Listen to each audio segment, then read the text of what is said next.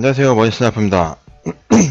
오늘 준비한 영상은 금에 투자하는 방법 A부터 Z까지. 금을 투자하는 방법, 그러니까 뭐 다른 주식 선택하는 거랑 마찬가지겠지만 금의 가격 흐름을 먼저 어떻게 이걸 좀 봐야 되는지를 설명을 좀 드리고, 그 다음에 이 금을 직접적으로 투자를 할 때는 어떤 방법이 있는지를 설명을 드리도록 하겠습니다.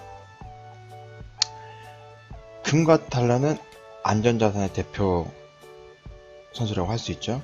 그래서 뭐 물론 채권도 있지만 이 안전자산이라고 하면은 금 또는 달러를 얘기 많이 합니다. 이제 안전자산을 찾게 되는 이유는 뭐 시장에 대한 불확실성이 커졌다던가 아니면은 경기가 또는 주가가 이제 하향 곡선을 그리고 있다든지 지진이나 전쟁 같은 뭐 돌발적인 변수가 발생했을 때 얘기하는데요. 쉽게 얘기하면은 경기가 안 좋다는 거죠. 주식시장이 안 좋다는 거고. 그렇기 때문에 심리적으로 좀 위축이 될 때 안전자산을 찾게 되는 거고, 뭐 그 반대 뭐 다른 이유에서는 그냥 단순히 투자자의 성향인 거죠. 나는 주식이 죽어도 싫어, 펀드는 절대 하지 않아.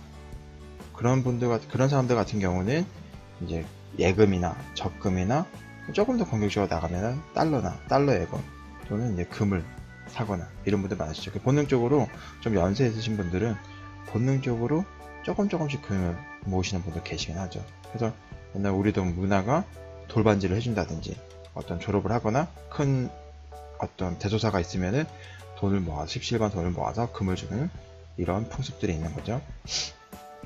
이렇게 조합을 해보면은 결국에는 금도 취향이라는 거죠. 주식을 선호하듯이 부동산을 선호하듯이 채권을 선호하듯이 또는 뭐 금을 이건 취향이라고 볼 수 있고요.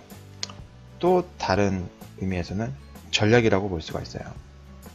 나는 안전자산에 한 20% 해야 되는데 그 중에서 나는 금으로 그 포트폴리오를 구성하고 싶어. 지금의 경기 사이클 중에서는 금의 비중을 늘릴 필요가 있겠는데, 채권을 늘릴 필요가 있겠는데 하는 이제 전략적인 선택이 가능할 한 부분이거든요. 저 같은 경우는 약간 후자에 가까운데, 우선은 이게 금과 달러를 선택하는 게 왜 어려운 문제로 보이냐면은 보시는 것처럼 노란색 이 선이 금이고요. 금의 가격 변동이고요. 밑에 초록색 선이 이제 달러의 가격 변동인데, 이 둘이 거의 정반대 방향으로 움직여요. 보면은 거의 데칼코마니처럼 이렇게 딱 반대 방향으로. 금이 내려가면은 달러가 올라가고, 달러가 내려가면은 금이 올라가고. 그래서 선택이 어려운 건데, 반대로 얘기하면은 이제 이 예측을 정확하게 할 수 있으면은 수익을 쉽게 낼 수 있다는 거죠.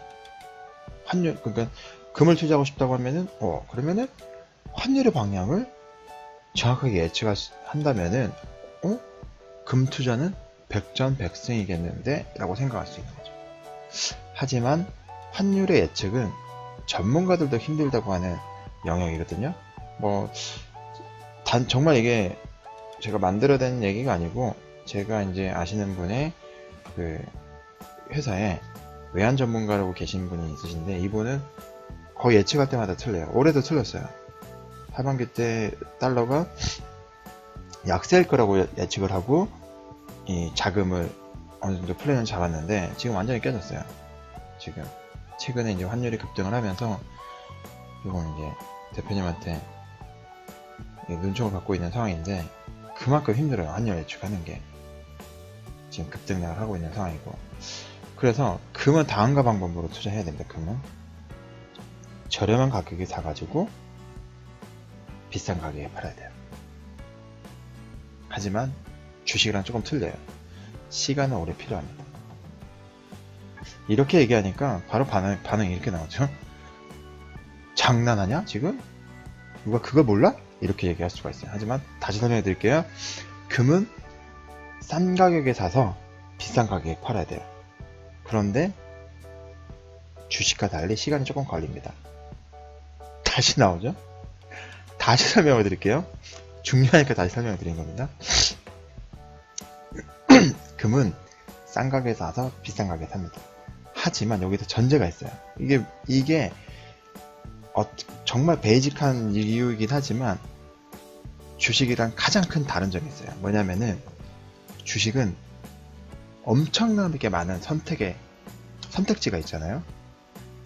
주식이라는 거는 A 주식부터 Z까지, 국내 주식부터 해외 주식이라 하면은 뭐 브라질, 베트남, 인도, 중국, 일본, 미국 엄청난 선택지가 있어요. 그 중에서 우리가 하나, 둘, 셋, 네 개, 다섯 개를 선택하는 거거든요. 근데 금은 한국의 골드나 중국의 골드나 일본의 골드나 모두가 같은 골드입니다.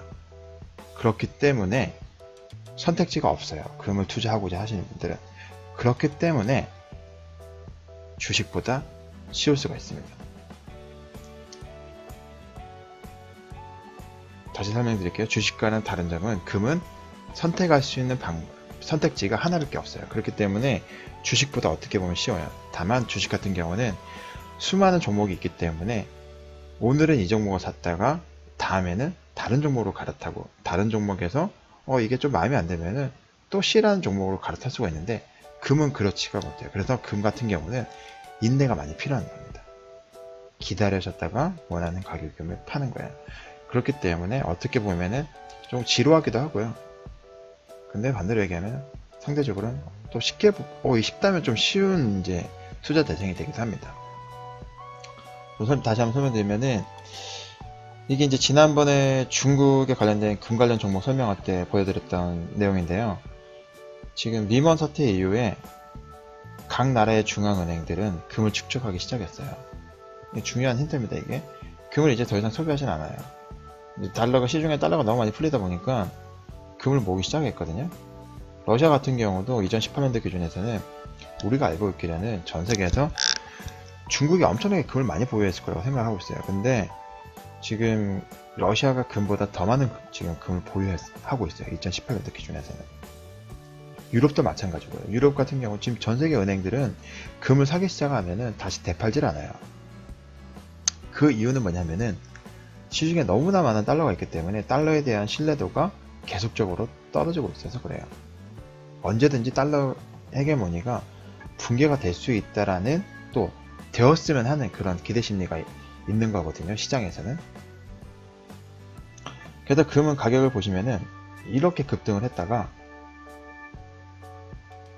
이렇게 박스권으로 갑니다. 보시면은 지금 2000년부터 해가지고 2012년도까지 2013년도까지 꾸준하게 이렇게 올라왔다가요. 2014년도부터는 지금 박스권으로 움직이는데 지금은 이렇게 올라왔어요. 그리고 지금은 이렇게 박스권으로 움직여요. 지금 최근에 금의 흐름을 보면은 파동 자체가 온스당 1380불 그리고 하단 가격은 1050불 정도에서 이렇게 움직이고 있어요. 금이.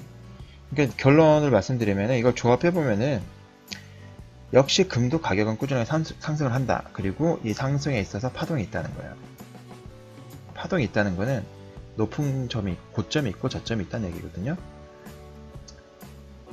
그러니까 다 보시면은 이거를 이제 판단하실 때 기준이 될 수 있는 게 이 금을 채굴하는데 얼마의 비용이 드는가. 그러니까 원가를 선정하게 되면은 어느 정도까지는 가격대에서는 매수를 했을 때 안정권이라고 생각할 수가 있는 부분이 있겠죠.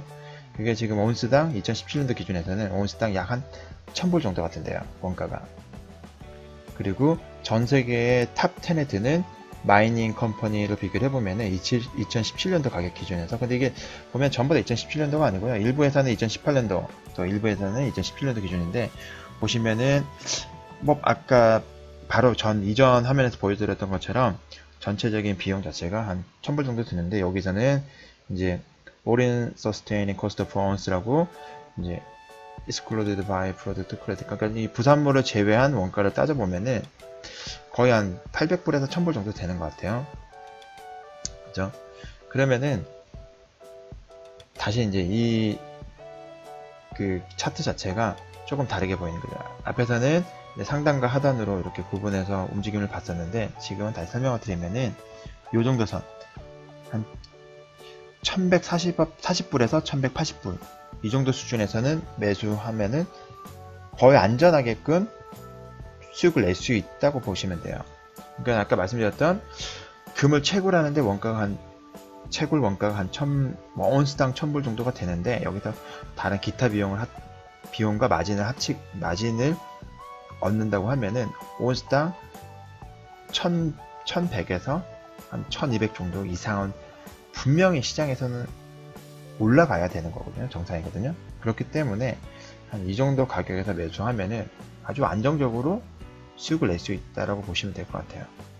그리고 지금 현재 한 온스당 1240불 정도 되는데, 좀 이 가격에서 조금 더 내려오면은 그때부터는 이제 금에 대해서 관심을 가져도 되실 것 같아서 제가 영상을 준비한 겁니다. 그래서 항상 모든 투자 대상 물건들은 파동 사이클을 가지면서 움직이는데, 금 같은 경우처럼 단일 물건에 대해서는, 단일 투자 대상에 대해서는 정말 어떻게 보면 투자가 좀 쉬울 수도 있어요. 근데 다만 이 변동성이라든지 이 선택지가 없기 때문에 좀 심리적으로 재미가 없고, 다른 뭐 비트코인이라든지 뭐 가상화폐라든지 아니면 주식이라든지 이런 대상물보다는 기대 수익률이 낮다 보니까 사람들이 신경 안 쓰는 거지. 근데 반대로 조금 이제 기대치를 낮추게 되면은 금도 꽤 큰 수익률을 가져다 줍니다. 그러면 이제 금을 투자하는 방법이 어떻게 되냐? 그럼 이런 가격대를 봤을 때, 내가 원하는 가격대가 왔어. 그러면은 그때는 어떤 방식으로 투자를 할 수 있냐? 그걸 좀 설명을 드리도록 할게요. 우선은 실물을 사는 방법이 있겠죠? 골드바 또는 금으로 되어 있는 기금속. 하지만 이렇게 실물을 샀을 때는 문제는 뭐냐면은 그 화폐랑 마찬가지로 매수와 매도 간의 가격 차이가 발생해요. 그러니까 사는 순간 바로 마이너스가 되는 거죠.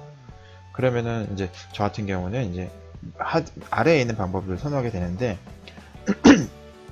금과 관련되어 있는 주식을 산다든지 아니면은 금과 관련되어 있는 펀드 또는 금 ETF를 사는 거죠. 근데 국내에서는 순수한 금 관련 주식은 거의 없다고 보시면 되고요. 그리고 해외에서 이제 찾으셔야 되는데, 이거는 이제 금을 채굴하는 방식과 그 회사가 채굴할 때 단가가 어느 정도 되는지를 검토를 하시는 게 중요하고요. 금 관련 펀드 같은 경우는, 펀드를 선택하시면은 어차피 펀드는 그 개별 종목의 구성이잖아요. 그래서 안에 어떤 종목들이 어떻게 구성되어 있는지를 보는 게 중요합니다. 그리고 금 ETF를 이제 매수를 하고자 하시면은 이제 국내 ETF를 하느냐 해외 ETF를 하느냐 관건인데, 우선 펀드를 좀 설명을 드리면은 개별 종목이 이렇게 보시면은 다 구성이 있기 때문에 이게 중요한 거죠.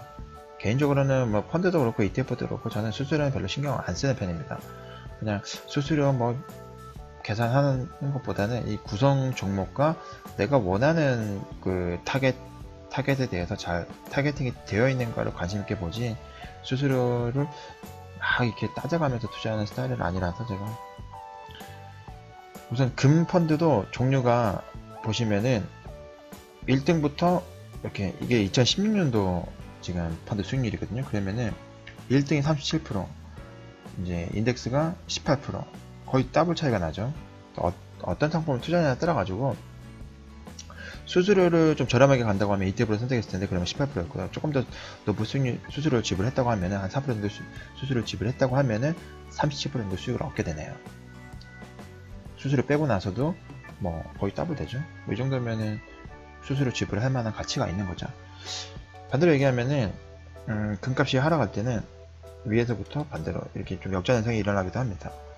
그래서 뭐 1년에 30%에서 20% 변동성이 나타난다고 하는데, 이게 과연 안전 자산이 맞나 이렇게 생각할 수도 있는데, 가격의 흐름이라든지 이런 부분을 좀 낮은 가격까지 좀 기다릴 수 있는 이런 인내가 있다고 하면은 좀 안전하게 투자가 할 수 있어요. 그래서 아까 제가 말씀드렸던 그런 가격대가 왔을 때는 이런 펀드를 매수하는 방법도 좋은 방법이 됩니다. 근데 펀드는 다시 정리를 해보면은 구성 기업들의 특징, 그리고 환해지가 되는지 여부. 이제 환해지가 안 되면은 또 그 환율 변동에 대한 그 위험도 부담해야 되는 거거든요. 그리고 이제 펀드 수익률 고려해 볼 수 있는 거겠죠. 그리고 ETF 같은 경우는 국내에서 거래할 수 있는 게 코덱스 골드가 있고요. 그리고 이제 타이거 금은 선물이 있는데, 보시면은 코덱스 같은 경우는 금 실물 자산 중심으로 스탠더드 앤 푸어스에서 나오는 금 ETF가 약간은 포함되어 있고요. 전체적인 보수는 0.68%. ETF니까 보수는 작아요. 근데 타이거 같은 경우도 0.7%고요. 이제 차이점은 뭐냐면은 코덱스는 순수하게 금에만 투자가 되는 거고, 타이거 같은 경우는 여기 이름에서도 나오는 것처럼 금뿐만이 아니고 은도 조금 들어가 있어요. 근데 비중은 크진 않아요. 보시면 토탈의 은이 한 10% 정도 되거든요. 그래, 개인적으로는 이제 코덱스 금 선물을 선호하는 편이고요. 이유는 뭐 금에 투자하는 부분도 있지만 거래량이 더 많기 때문입니다. 저는 ETF로 선택할 때는 좀 거래량을 중요시 보는 편이라서 코덱스로 금을 투자를 합니다. 두 개의 그래프를 보시면은 거의 똑같아요. 어차피 금에 투자되는 거기 때문에 보시면은 6개월 수익률도 코덱스는 마이너스 8%, 그리고 지금 타이거도 마이너스 8.6%, 뭐 비슷하죠. 8.2%, 8.6%. 그래서 어떤 걸 선택하셔도 무관하시다. 근데 은에도 좀 가격이 은도 많이 떨어졌네, 똑같이 금도 많이 떨어지고 은도 많이 떨어진다면은 이제 타이거가 좀 맞으실 것 같고요. 근데 나는 금에만 투자하고 싶어 하시면은 이제 코덱스가 맞을 것 같네요. 그리고 ETF로 선택하시는데 국내 ETF가 말고 해외 ETF가 여러 종류가 있는데 그 중에서 대표적인 게 지금 국내 ETF에서도 편입되어 있었지만 스탠다드 푸드에서 나오는 골드 ETF, 그리고 iShares에서 나오는 골드 ETF가 있어요. 두 종류가 있어요.